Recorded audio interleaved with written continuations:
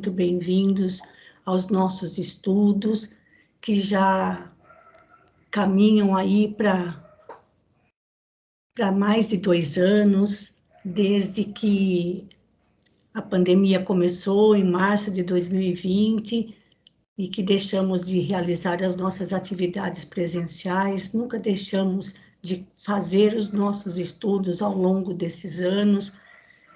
Voltamos com as nossas atividades presenciais e continuamos com as nossas tarefas de estudo, para que um número maior de pessoas possa tomar conhecimento de tantas maravilhas, de tantos ensinamentos que a espiritualidade maior nos proporcionou por meio da psicografia de Chico Xavier, mais especialmente por Emmanuel, neste livro Paulo e Estevão.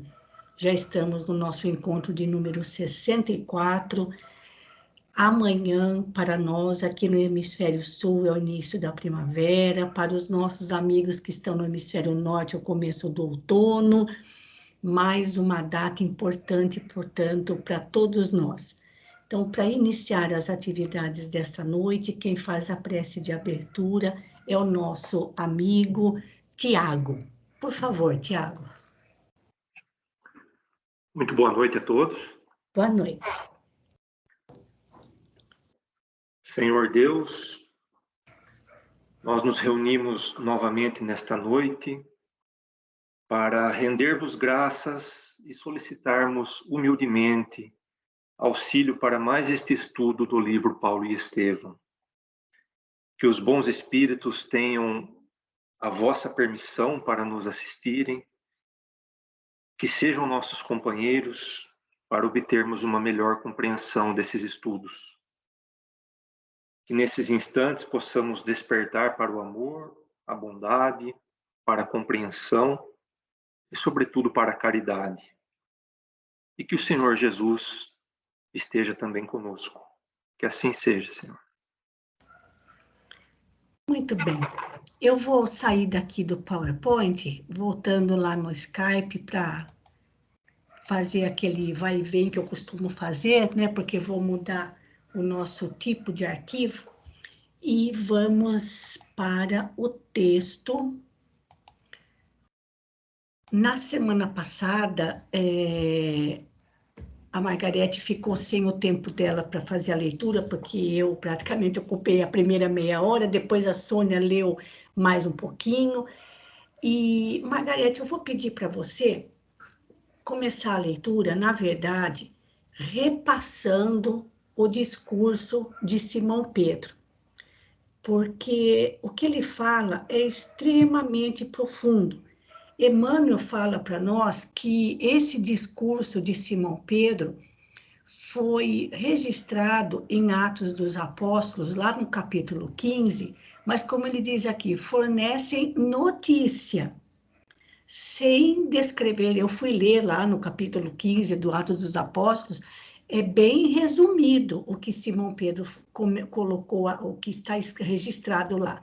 E aqui Emmanuel nos dá com detalhes o raciocínio, a ponderação de Simão Pedro a respeito da questão discutida pelos dirigentes da Casa do Caminho, todos eles judeus, cristãos, e a expectativa de Paulo para que os gentios ficassem liberados da circuncisão, todos aqueles que quisessem se tornar cristãos.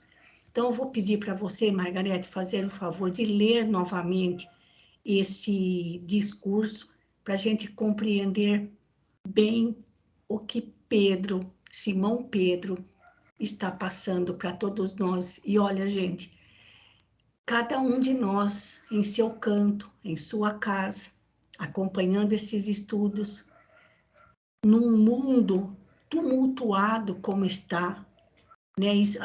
O tumulto é geral, a inquietude é geral. Nós, juntos, virtualmente, mas cada um em seu canto, é como se fizéssemos parte de uma bolha, de um mundo à parte, mergulhando na história do cristianismo primitivo. Então, por favor, Margarete. Só um pequeno comentário aqui, Maruísa, porque eu não... Cadê a Eliana como meu adjetivo, que eu não consigo fechar a minha boca.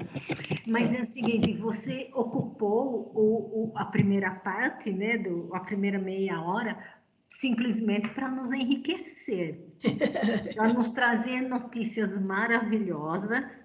E assim, este pedaço que foi lido na semana passada, no apagar das luzes, realmente merecia ser relido para a gente, além de pegar o fio da meada, né, a gente ver que maravilha foi essa fala do Simão Pedro, né? Sim. Mas vamos lá. Irmãos, começou Pedro enérgico e sereno. Será que a gente consegue falar dessa forma? De jeito nenhum. A gente só fica enérgico. E serenamente, a gente é muito mais o enérgico e o sereno a gente joga no lixo, né? Isso. Bem sabeis que de há muito Deus nos elegeu para que os gentios ouvissem as verdades do Evangelho e crescessem no seu reino. Ele está falando como judeus, né? Só crescem. Oh, desculpe. Mas também vale. No seu reino. O Pai, que conhece os corações, deu aos circuncisos e aos incircuncisos, quer dizer, aos judeus e aos gentios, a palavra do Espírito Santo. No dia glorioso do Pentecostes, as vozes falaram na praça pública de Jerusalém para os filhos de Israel e dos pagãos. Falou para todo mundo. Sim. Não separou, ó, para a direita A e para a esquerda B. Não, falou para todos. O Todo-Poderoso determinou que as verdades fossem anunciadas indistintamente, sem distinção de nada. Jesus afirmou que os cooperadores do reino chegariam do Oriente e do Ocidente, de todos os lugares. Não compreendendo tantas controvérsias, quando a situação é tão clara Desculpem, não compreendo tantas controvérsias quando a situação é tão clara a nossos olhos. O mestre exemplificou a necessidade de harmonização constante. Então, a palavra de Jesus veio para todos e seria alastrada por todos os lugares. Sim. Então, e pediu o quê? Harmonização. Palestrava, Jesus, né? Palestrava com os doutores do templo, frequentava a casa dos publicanos, tinha expressão de bom ânimo para todos os que se baldavam de esperança. Aceitou o derradeiro suplício entre os ladrões. Quer dizer o quê, né? Jesus não discriminou, não olhou, não nada. Ele simplesmente auxiliou. Por que motivo devemos guardar uma pretensão de isolamento daqueles que experimentam a necessidade maior? Aí fica para nós, né? Sim. Por que não ajudar a todos, né? Independente do que for, da religião, do credo, da seita, da cor, das escolhas, de tudo, da situação em que a pessoa estiver. Outro argumento que não devemos esquecer é o da chegada do Evangelho ao mundo, quando já possuíamos a lei. Olha lá, os judeus já tinham a lei mosaica que eles seguiam, que era muito bem solidificada, muito bem ou mal trabalhada, entendida por eles, não nos interessa mais. O evangelho chegou ao mundo, chegou ali naquele povo que tinha aquela lei. Se o mestre não o trouxe amorosamente com os mais pesados sacrifícios, seria justo enclausurarmos-nos nas tradições convencionais, esquecendo o campo de trabalho? O que era preferível, né? Ficar brigando por uma coisa material, por uma questão de interpretação, por uma questão de tradição, sim, ou esparramar a boa nova, né? Trabalhar com todos indistintamente. Claro que não podemos desprezar o patrimônio dos israelitas.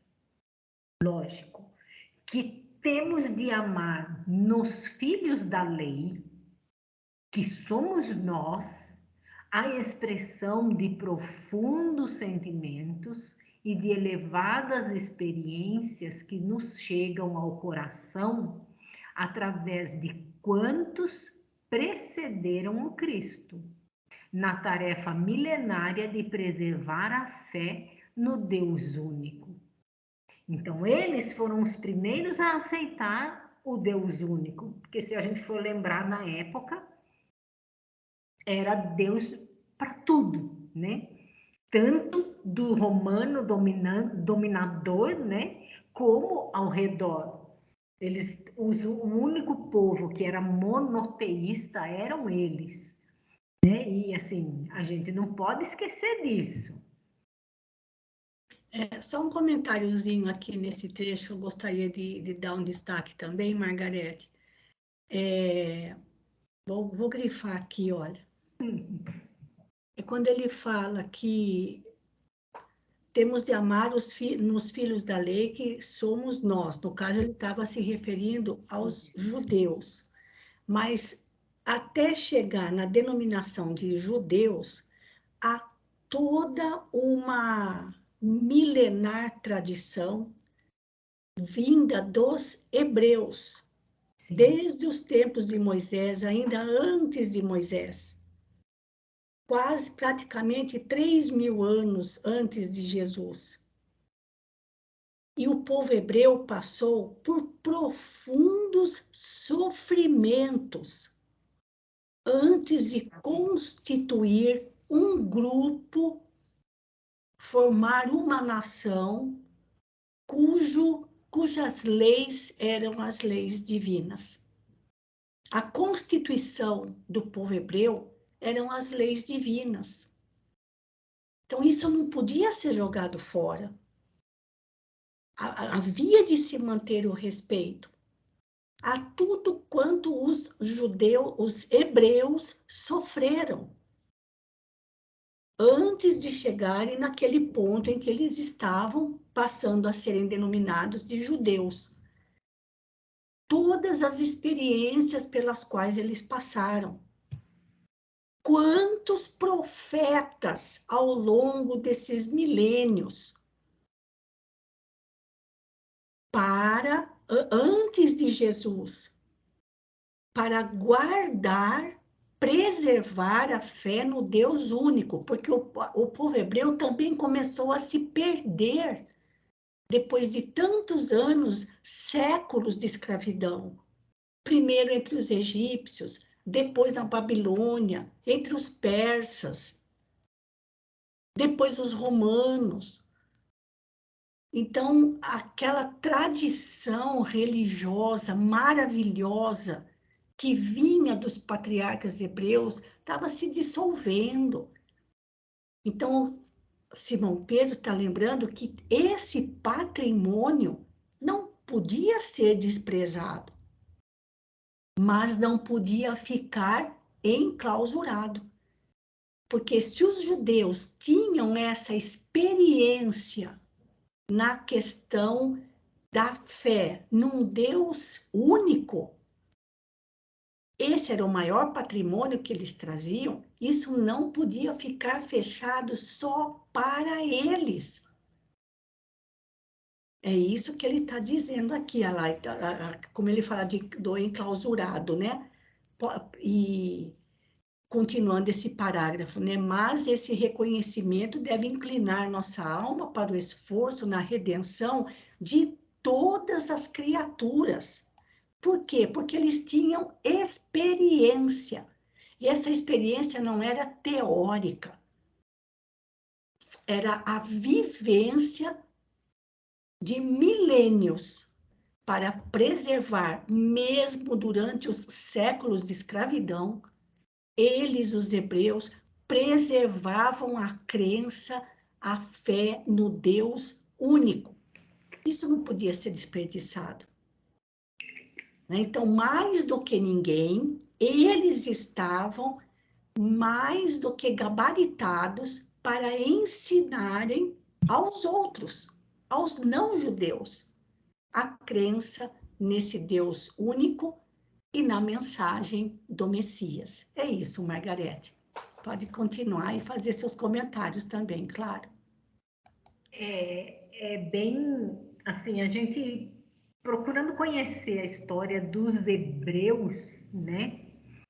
A gente vê bem todo o sofrimento pelo qual eles passaram, assim. Foi absurdo, foi muita coisa. O desenrolar dos cativeiros, né? Era sair de uma mão, era largar uma mão para pegar outra. Sim. Né? E até eles conseguirem essa estrutura de nação, sim, né? Foi muito tempo, e a gente imagina o trabalho duro que Moisés teve para fazê-los retornar da escravidão do Egito, onde eles estavam realmente se perdendo no politeísmo, né? Trazer de volta para o monoteísmo, mas é muito bonito isso, e o Pedro chamando a atenção, puxando a orelha do pessoal, né? Isso. Vamos continuar. Abandonar o gentio à própria sorte seria criar duro cativeiro, ao invés de praticar aquele amor que apaga todos os pecados, ao invés de abrir a porta da gaiola, né? Seria a manutenção da prisão. É pelo fato de muito compreendermos os judeus e de muito estimarmos os preceitos divinos que precisamos estabelecer a melhor fraternidade com o gentio. Olha que lindo! Convertendo um elemento de frutificação divina. Sim. Olha que lindo! Então, já que eles sabem, eles têm que fazer melhor. Sim, fazer melhor e ensinar os outros. Sim.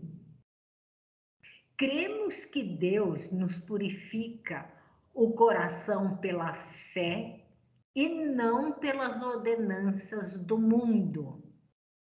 Olha, se hoje rendemos graças pelo triunfo glorioso do Evangelho, que instituiu a nossa liberdade, como impor aos nossos discípulos um jugo que intimamente não podemos suportar? Olha que pergunta! Né? Se o Evangelho trouxe a liberdade, por que eles querem amarrar os outros? Sim. Suponho, então, que a circuncisão não deva constituir ato obrigatório para quantos se convertam ao amor de Jesus Cristo. E creio que só nos salvaremos pelo favor divino do Mestre, estendido generosamente a nós e a eles também. Olha que maravilha! Sim. Então, o voto dele foi pelo não. Sim. E a gente tem que dar o nosso melhor a todos. Sim. Só nos salvaremos pelo favor do Mestre, estendido generosamente a nós e a eles também. Não foi só para eles. O Pedro não está fechando nos judeus o conhecimento e os benefícios que o Evangelho traria. Imaginem a dificuldade que eles tinham para compartilhar com os não-judeus todo o conhecimento que eles tinham.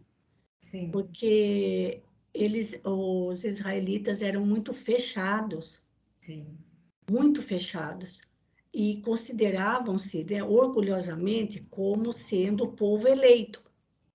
Então, o resto era resto.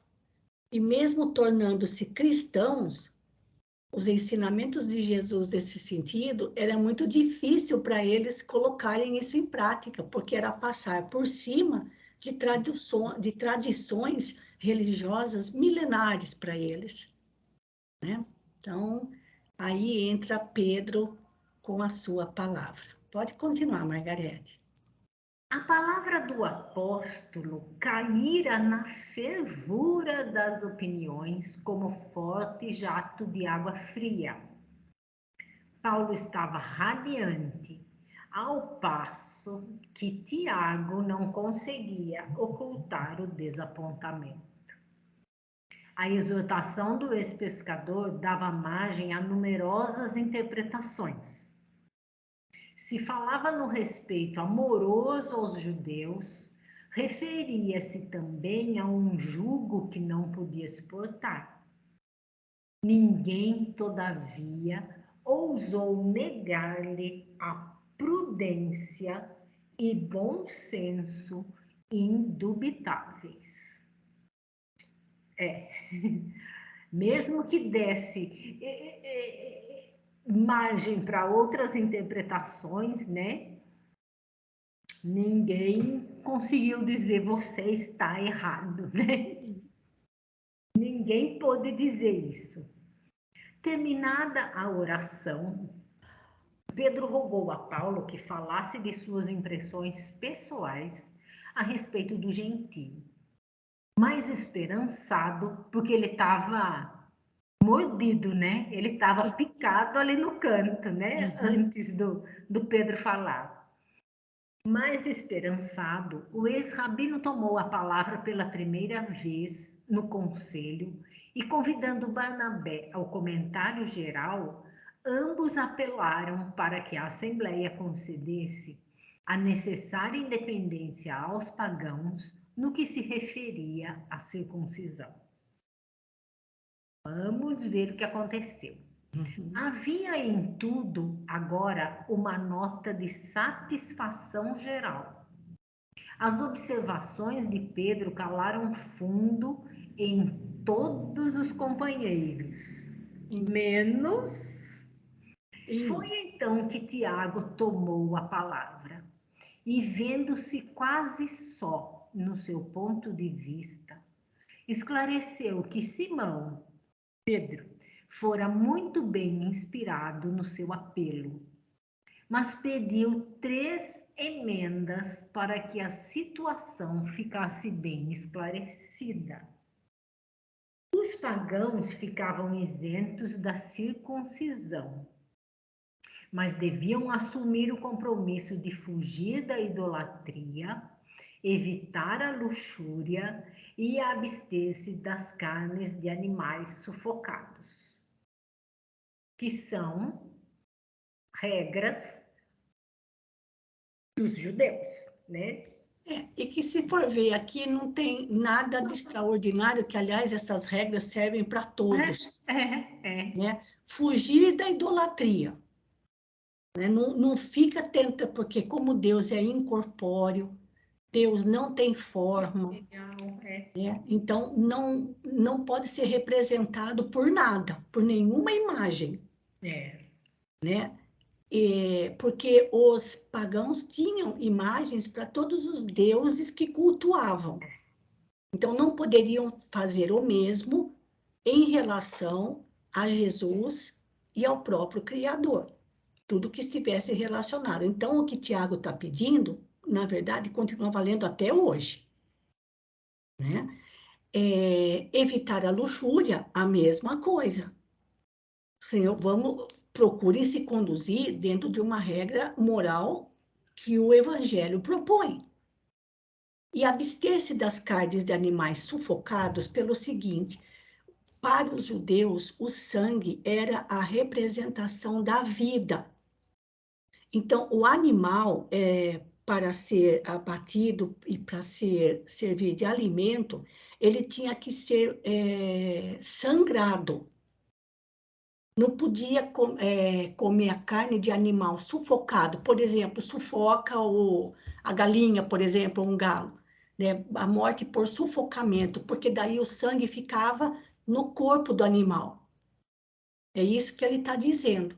Todos os alimentos, toda a carne consumida pelos judeus, o sangue tinha que ser tirado por completo, não podia sobrar nenhuma gotinha de sangue na carne do animal, porque para eles o sangue era sinal de vida. É isso que ele está dizendo aqui, tá bom, gente? Então, enfim, era mais uma regra aí em relação à alimentação que eles julgavam importante, justamente por essa questão do sangue ter um significado muito especial nos sacrifícios, inclusive lá no templo, né? Lá no templo em Jerusalém, o sacrifício dos animais. É isso.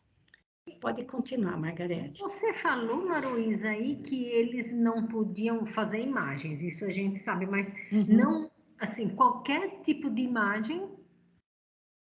E aí me veio a questão que eu acho que a Ritinha pode nos ajudar. É por isso que tem tão poucos artistas judeus? Artistas que você fala em relação Assim, que à trabalha pintura, né? escultura, que Né? trabalha uma coisa assim, porque até eu estava lendo um livro sobre a vida de Jesus e que ele foi assim, ele vivia fazendo bonequinho de cavalinho, de barro, de não sei o quê, quando criança, quando pequeno, e ele era meio que assim, mal visto e tinha que fazer essas coisas meio que escondidos, porque não era permitido, né? Então aí eu não sei se tem muitos artistas por conta dessa proibição da como considerar idolatria, né? Mas cada um com a sua, cada um com seus costumes. Vamos lá. O apóstolo dos gentios estava satisfeito. Paulo, né? Fora removido o maior obstáculo, que era a circuncisão. Sim. No dia seguinte, os trabalhos foram encerrados, lavrando-se as resoluções em pergaminho. Pedro providenciou para que cada irmão levasse consigo uma carta como prova das deliberações em virtude da solução de Paulo, da solicitação de Paulo, que desejava exibir o documento como mensagem de emancipação da gentilidade. Sim. É isso aí, né? E imagina, né, gente, naquela época, hoje a gente digita, imprime, faz uma cópia para cada um, e pronto. Rapidex. Imagina naquela época. Mas é isso aí. Interpelado pelo ex-pescador, quando se achavam a sós sobre as impressões pessoais dos trabalhos, o ex-doutor de Jerusalém esclareceu com um sorriso. Finalmente, aliviou-se, né? Em suma, estou satisfeito. Quer dizer, em resumo, estou feliz. Ficou resolvido o mais difícil dos problemas. A obrigatoriedade da circuncisão para os gentios representava um crime aos meus olhos. Quanto as emendas de Tiago não me impressionam, porquanto a idolatria e a luxúria são atos detestáveis para a vida particular de cada um. E quanto às refeições, suponho que todo cristão poderá comer como melhor lhe pareça, desde que os excessos sejam evitados. Está aí a nossa mensagem para todos os cristãos. Certo. E ponto final, né? Pedro sorriu e explicou ao ex-rabino seus novos planos. Bom, primeira pedra vencida, vamos para a próxima, né? Vamos para o próximo degrau. Comentou esperançoso a ideia da coleta geral em favor da Igreja de Jerusalém e, evidenciando a peculiar prudência, falou preocupado.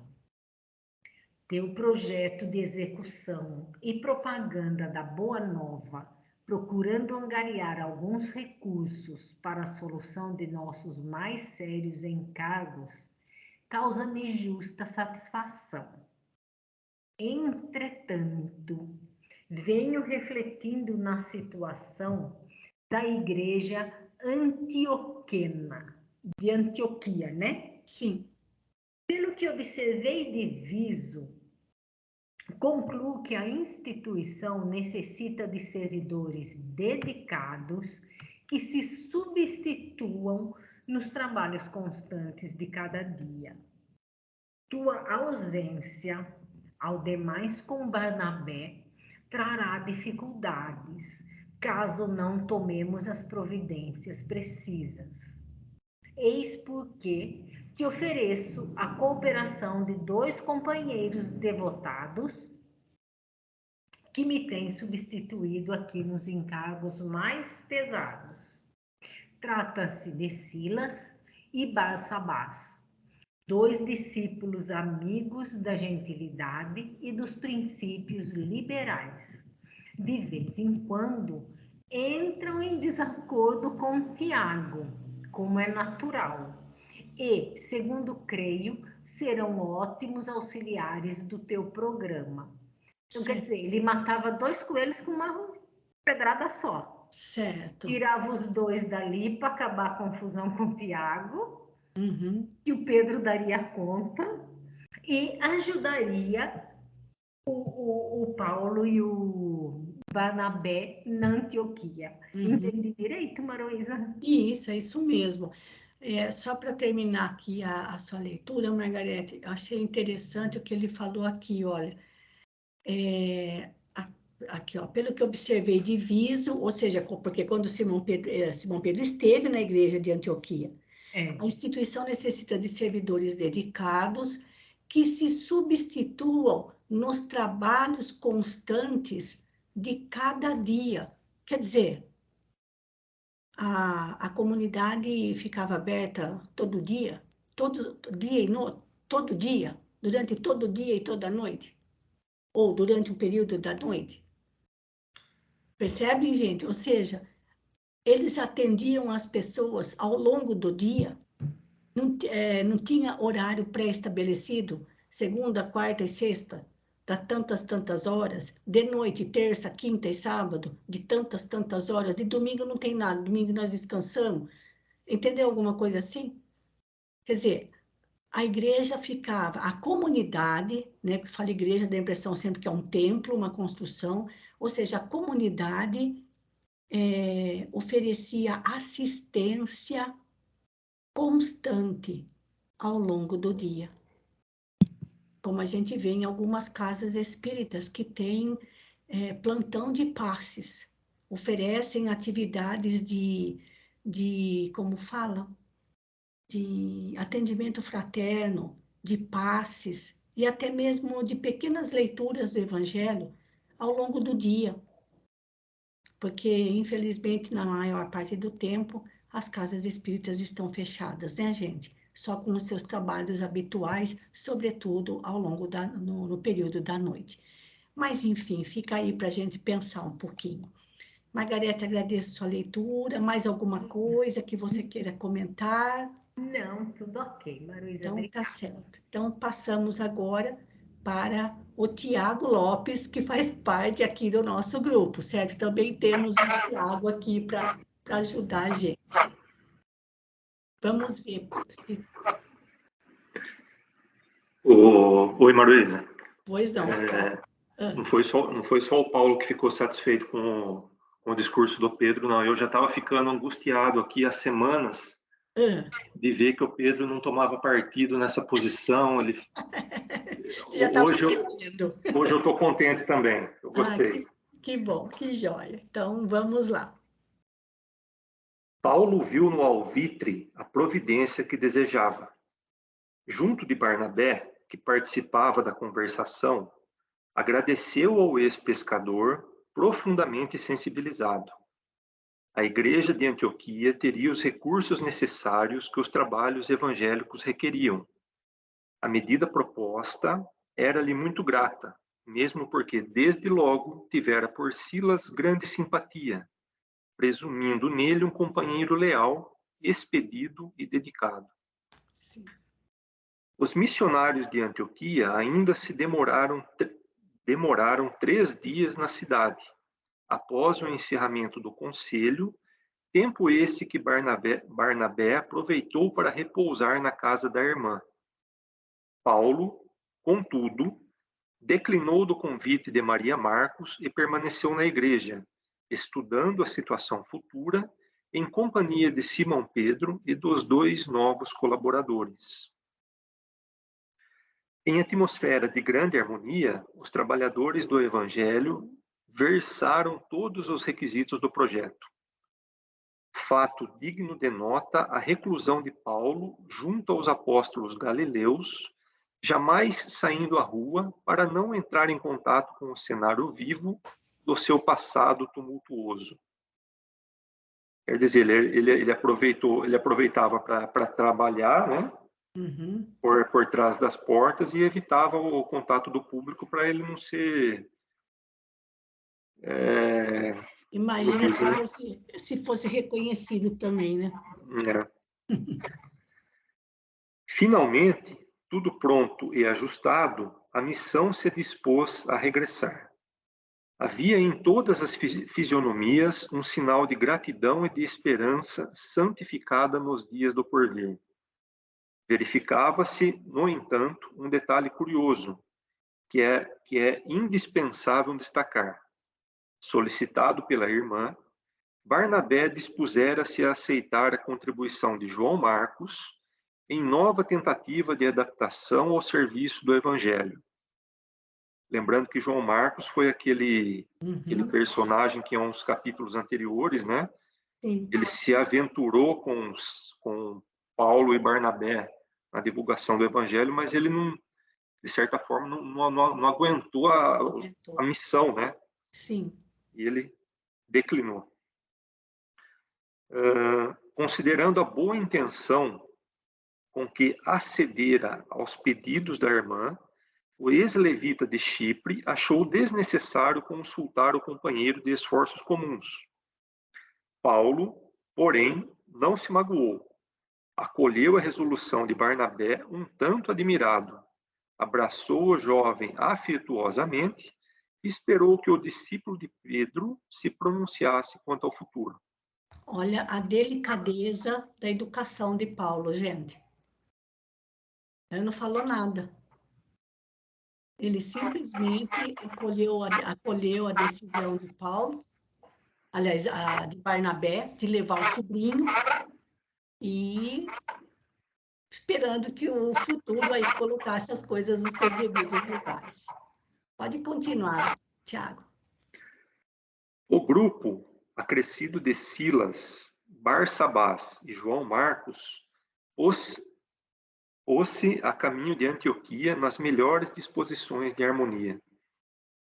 Quantos servidores anônimos que existiram, né, que ficaram aí sufocados pela história e aos poucos eles vão se revelando. Isso, lembrando, né, gente, que de Jerusalém até Antioquia eram aproximadamente 700 quilômetros, né? E tudo indica que aqui eles foram a pé, né? Revezando-se na tarefa de pregação das verdades eternas, anunciavam o reino de Deus e faziam curas por onde passavam. Chegados ao destino, com grandes manifestações de júbilo da gentilidade, organizaram o plano colimado para dar-lhe imediata eficiência. Paulo expôs o propósito de voltar às comunidades cristãs já fundadas, estendendo a excursão evangélica por outras regiões onde o cristianismo não fosse conhecido. O plano mereceu aprovação geral. A instituição antioquiana ficaria com a cooperação direta de Barsabás e Silas, os dois companheiros devotados que até ali haviam constituído duas fortes colunas de trabalho em Jerusalém. Apresentando o relatório verbal dos esforços em perspectiva, Paulo e Barnabé entraram a cogitar das últimas disposições particulares. Agora, disse o ex-levita de Chipre, espero concordes com o que resolvi relativamente a João. João Marcos? Interrogou Paulo admirado. Sim, desejo levá-lo conosco, a fim de afeiçoá-lo à tarefa. O ex-rabino franziu o sobracenho num gesto muito seu, quando contrariado, e exclamou. Maria, aqui eu fiquei curioso. Franziu o sobracenho num gesto muito seu. Mas assim, Emmanuel estava vendo as cenas? Ah, então. Pois é, né? Pois é, né, Tiago? Né, dentro daquilo que a gente comentou na semana passada, né? Emmanuel deve ter tido acesso a todos os arquivos relacionados a Paulo, né? Para poder escrever e ver também algumas cenas, né? Porque dá a impressão assim que quando Paulo estava contrariado, ele franzia a sobrancelha, né? Então, porque semana passada, né, você bem disse que o Públio Lentulus encontrou com Paulo uma única vez. Sim. E falou de um modo muito rápido até. Sim. Como que ele diz aqui num gesto muito seu, né? Quer dizer, então, provavelmente ou ele tinha visão daquilo que estava acontecendo, ou ele realmente se encontrava muito com Paulo na espiritualidade. Então, né?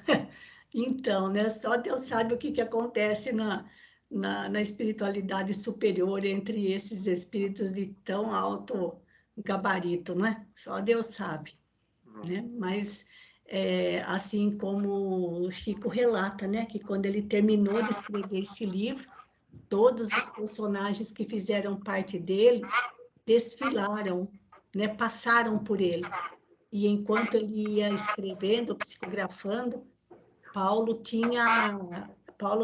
Emmanuel tinha colocado um tipo de um telão, e nesse telão ele projetava as imagens para o Chico poder ir assistindo o que acontecia. Faça uma ideia, gente, a grandeza desse livro, né? Então, de alguma forma, isso era Paulo, aliás, Emmanuel conhecia muito bem Paulo, né? Não concordo. Teu sobrinho está ainda muito jovem para o cometimento. Entretanto, prometi a minha irmã acolhê-lo em nossos labores. Não pode ser. Estabeleceu-se entre os dois uma contenda de palavras, na qual Barnabé deixava perceber seu descontentamento. O ex-rabino procurava justificar-se, ao passo que o discípulo de Pedro alegava o compromisso assumido e impugnava com tal ou qual amargura a atitude do companheiro. O ex-doutor, contudo, não se deixou convencer. A readmissão de João Marcos, dizia, não era justa. Poderia falhar novamente, fugir aos compromissos assumidos, desprezar a oportunidade do sacrifício. Lembrava as perseguições de Antioquia da Pisídia, as enfermidades inevitáveis, as dores morais experimentadas em Icônio, o apedrejamento cruel na praça de Listra. Acaso o rapaz estaria preparado em tão pouco tempo para compreender o alcance de todos esses acontecimentos, em que a alma era compelida a regozijar-se com o testemunho? Aqui ele colocou um ponto aqui de exclamação, né? Porque se o rapaz falhou uma vez, né? Sim. E ele ainda nem tinha participado de tantos dissabores aqui pelo caminho, né? Sim. Ele já... Mesmo porque a viagem deles não era de aprendizado, era de testemunho. É bem diferente, né? E o rapaz ia, como ele diz aqui, né? O Barnabé, claro, estava tentando defender o sobrinho, mas como ele diz aqui em cima, onde que ele foi, onde que ele colocou, enfim, já não lembro mais onde que eu vi ele iria assim, para aprender, né? Mas Paulo fala, não é, ele não, o nosso objetivo de aprendizado, nós estamos indo para testemunhar, é bem diferente, né? Então, pode continuar, Tiago. Barnabé estava magoado de olhos úmidos. Afinal, disse então comovedor, nenhum desses argumentos me convence e me esclarece em consciência. Primeiramente, não vejo por que desfazer nossos laços efetivos. O ex-rabino não o deixou terminar e concluiu, isso nunca. Nossa amizade está muito acima destas circunstâncias. Nossos elos são sagrados. Pois bem, acentuou Barnabé, como interpretar então tua recusa? Por que negarmos ao rapaz uma nova experiência de trabalho regenerativo? Não será falta de caridade desprezar um ensejo talvez providencial? Paulo fixou demoradamente o amigo e acrescentou, minha intuição neste sentido é diversa da tua. Quase sempre, Barnabé, a amizade a Deus é incompatível com a amizade ao mundo. Levantando-nos para a execução fiel do dever, as noções do mundo se levantam contra nós. Parecemos maus e ingratos, mas ouve-me. Ninguém encontrará fechadas as portas da oportunidade, porque é o Todo-Poderoso quem nolas abre. A ocasião é a mesma para todos, mas os campos devem ser diferentes.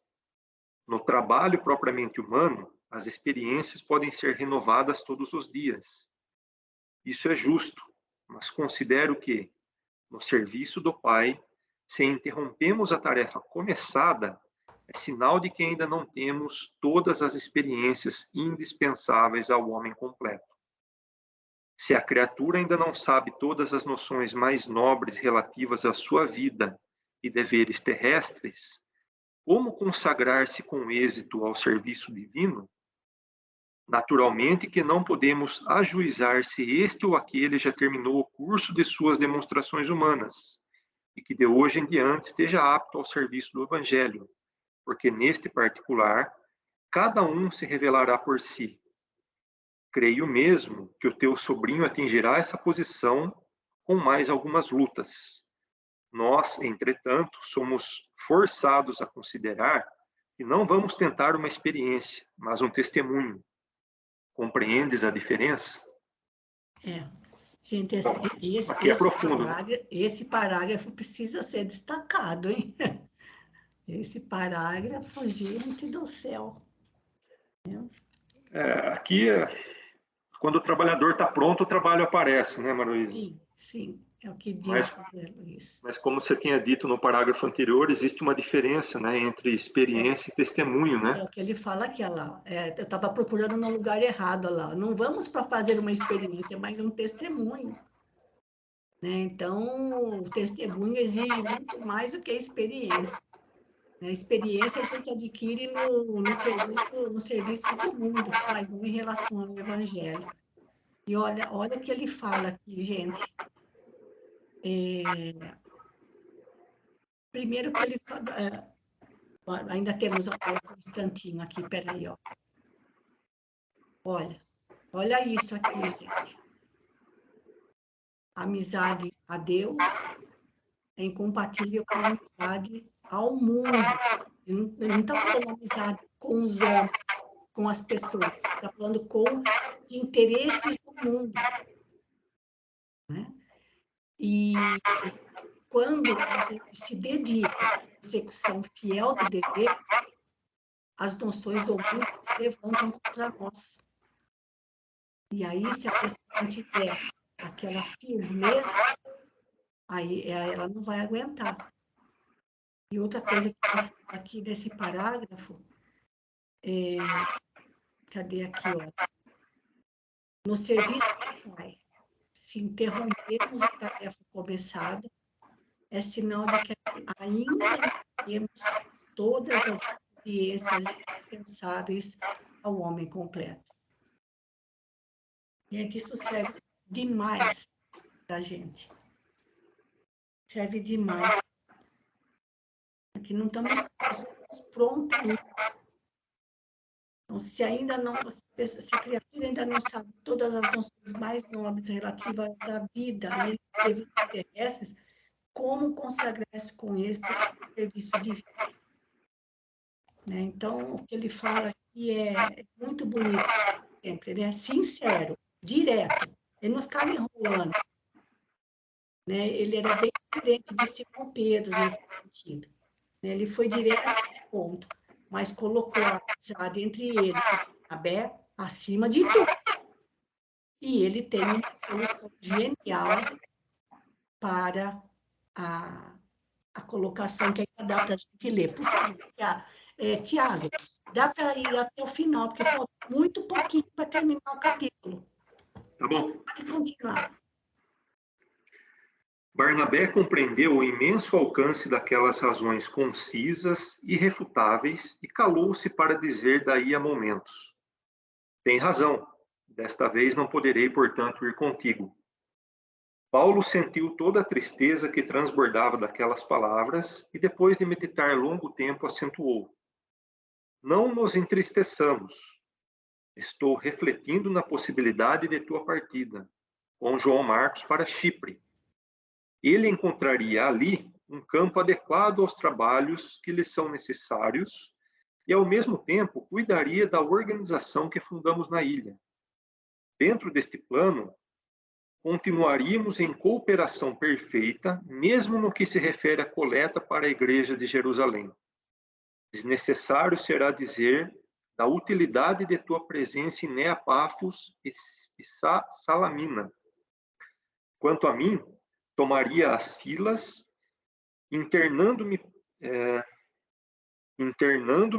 pelo Tauro e a igreja... Na Turquia. Tauro é outra região da Turquia. Tá. E a igreja de Antioquia ficará com a cooperação de Barsabás e Tito. Barnabé ficou contentíssimo. O projeto pareceu-lhe admirável. Paulo continuava a seus olhos como companheiro das soluções oportunas. E dentro de breves dias, a caminho de Chipre, onde serviria Jesus até que partisse, mais tarde para Roma, Barnabé foi com o sobrinho para Seleucia, depois de se abraçarem, ele e Paulo, como dois irmãos muito amados, que o mestre chamava a diferentes destinos. Isso. E com isso nós terminamos o capítulo 5 das lutas do Evangelho. Gente, vejam a praticidade de Paulo. Mas na hora ele já arrumou um esquema para que Barnabé aproveitasse João Marcos e João Marcos pudesse aprender com Barnabé. Na ilha de Chipre, onde o próprio Barnabé tinha familiares. E passaria pelas igrejas fundadas naquelas cidades. Inclusive, lembrando que foi em Neapafos que ele encontrou com a autoridade romana, Sérgio Paulo, que se tornou cristão justamente devido a Paulo, por ter curado ele de uma doença que ninguém sabia qual era a causa. Então, veja como Paulo era extremamente prático. E no final das contas, ninguém ficou triste, certo? Apenas os dois amigos se separaram, porque, embora tivessem objetivos idênticos, as tarefas seriam diferentes, né? E, no fim, acabariam se encontrando em Roma. Então, Emmanuel já dá um spoiler aqui, dizendo que a coisa iria longe, certo, gente? Iriam parar em Roma. Mais alguma coisa, Tiago? Então, com isso, nós terminamos o capítulo 5, hein, gente? Olha que bacana. Mais alguma coisa? Alguém quer fazer algum comentário? Não, da minha parte não, Maruísa. Tá tudo ok. Então, tá certo, gente. Já estamos aqui. Só um Pode comentário. falar, Margarete. Por Diga. esse finalzinho, a gente vê bem assim, eles se dividiram, estavam todos, entre aspas, né, preparados para para as tarefas que os esperavam, dividiram-se entre as comunidades para prestar assistência e coordenação e criar novos apóstolos, novos feiticeiros, né? E eu só me lembrei daquela história que o Divaldo conta, que ele gostaria, falou para o Chico que ele gostaria muito de ficar com ele. E o que é que o Chico disse para ele? Que os mourões, para que a cerca fique bem feita e tenha a função que ela tem que ter, os mourões têm que ficar a uma certa distância, né? Mas todos interligados. E o arame que os ligava, basicamente, era o Evangelho. Sim, sem dúvida. Mestre Jesus. Sem dúvida. E era isso. Muito bonito, gente. Então, aproveita, Margarete, o embalo e termina para nós, por favor, com a sua prece.